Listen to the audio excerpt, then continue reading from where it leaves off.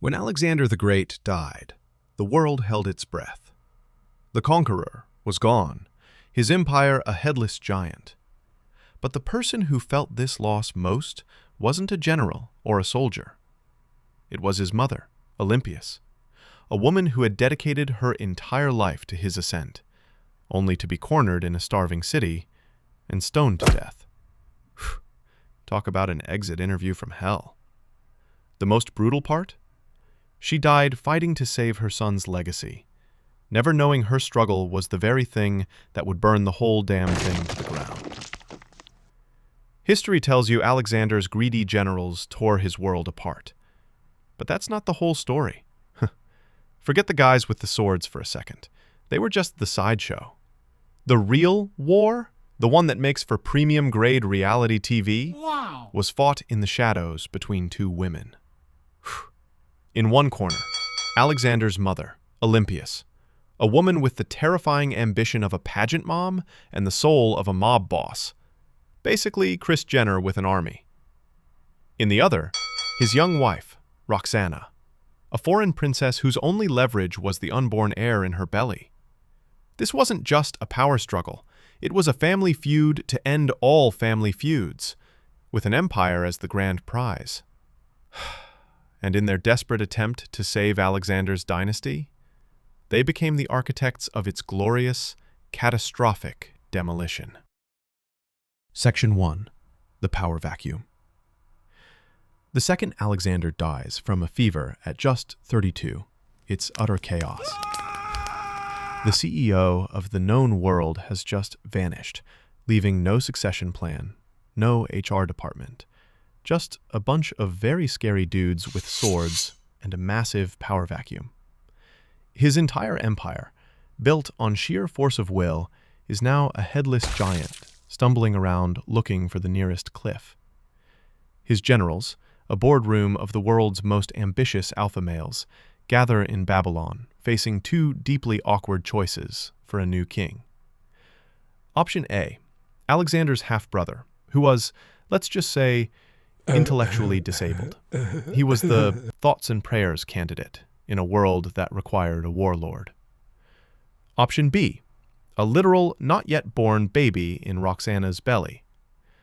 So they devise an insane, duct-taped plan. The two will be co-kings, if the baby is a boy. This arrangement was less a truce and more a ticking time bomb. The real power wasn't with these phantom kings.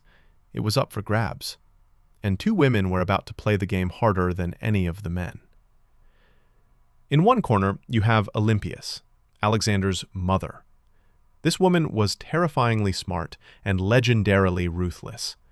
It was whispered she belonged to a snake-handling cult, which is the kind of hobby that makes you unhireable at Target, let alone Queen Regent, and may have orchestrated her own husband's murder to put Alexander on the throne.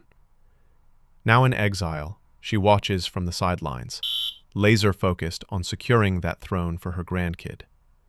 To her, this wasn't the general's empire. It was the family business. And in the other corner, there's Roxana, the foreign princess Alexander married. With him gone, she is utterly alone in a court of wolves that sees her as an outsider. Her only leverage? The air in her belly. But Roxana is no Disney princess. She knows that to survive, she has to play dirtier than all of them. And her first move is ice cold. Section 2. A rivalry forged in blood. While the generals are still carving up the map, Roxana doesn't waste a second. Shortly after Alexander's death, his other wife is found dead. And who does everyone point a finger at? Roxana. She allegedly had her rival murdered to eliminate any other potential heirs before her son was even born. She wasn't just eliminating the competition, she was salting the earth where they stood. It was savage. A few months later, a baby boy is born, Alexander IV. He and Roxana are now living symbols of the empire, but they're also hostages. For years, they're passed between power-hungry generals, like a trophy to be won and then immediately traded, dragged across the crumbling world as political pawns.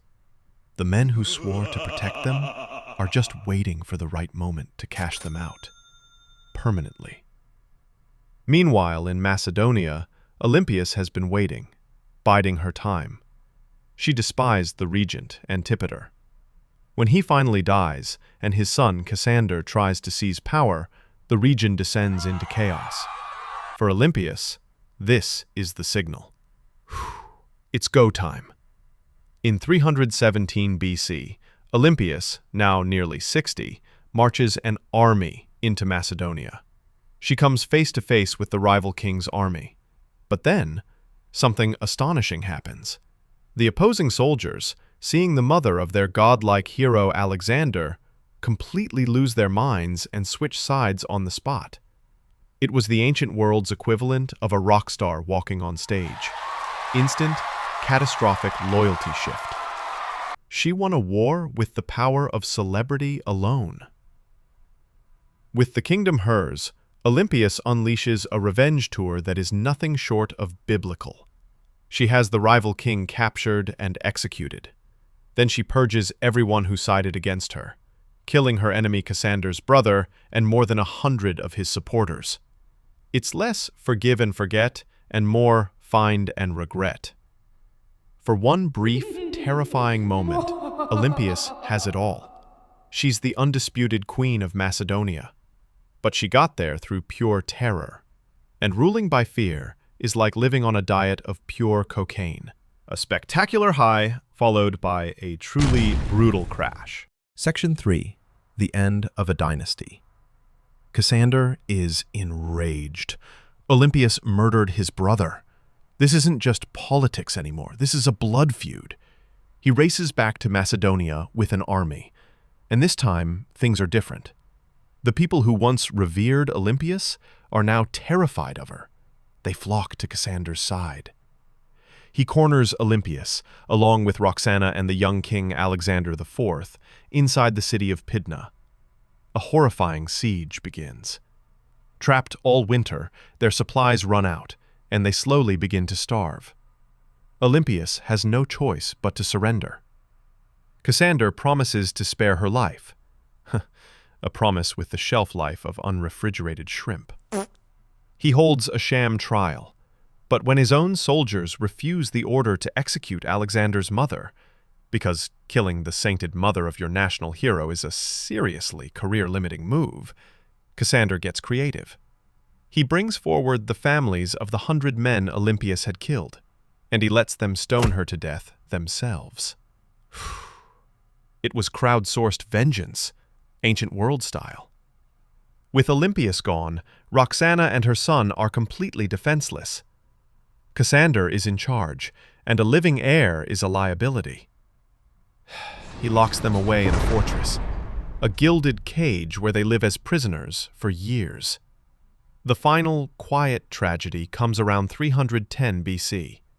The boy king, Alexander IV, is turning 13. He's old enough that people might start demanding he actually rule. For Cassander, a teenage king with a legitimate claim isn't a PR problem. It's a threat you eliminate. So he gives a secret order. There's no battle, no announcement. Just an off-the-books order and a dose of poison delivered to a lonely fortress. Roxana and her son, the last direct heir of Alexander the Great, are murdered. Their bodies are hidden, their deaths kept secret. And just like that, the dynasty is over. Not with a bang, but with a whisper. This brutal duel between two queens was just one theater of war in the total collapse of Alexander's world. His generals were playing their own continent-sized Game of Thrones, filled with backstabbing and betrayal on an epic scale. If you thought this story was wild, wait until you see the full, chaotic free-for-all in the Wars of the Successors. The playlist is right here, waiting for you. In the end, their epic chess match to save the dynasty backfired spectacularly. Olympias, the matriarch who used terror to secure her grandson's throne, only succeeded in getting herself brutally killed. And Roxana, The survivor, who played the game with ice in her veins, only bought herself and her son a few more years as prisoners before being silently erased. Their rivalry didn't save the dynasty, it just hit the fast-forward button on its destruction. They set the house on fire, which made it easy for a guy like Cassander to walk in, change the locks, and claim the insurance money. With the boy king dead, the generals stopped pretending. They started calling themselves kings, and probably printing their own merch. It's a brutal lesson. Sometimes the desperate attempt to preserve a legacy is the very thing that shatters it. They played the Game of Thrones, and in the end, the throne itself crumbled to dust, taking them and Alexander's entire world with it.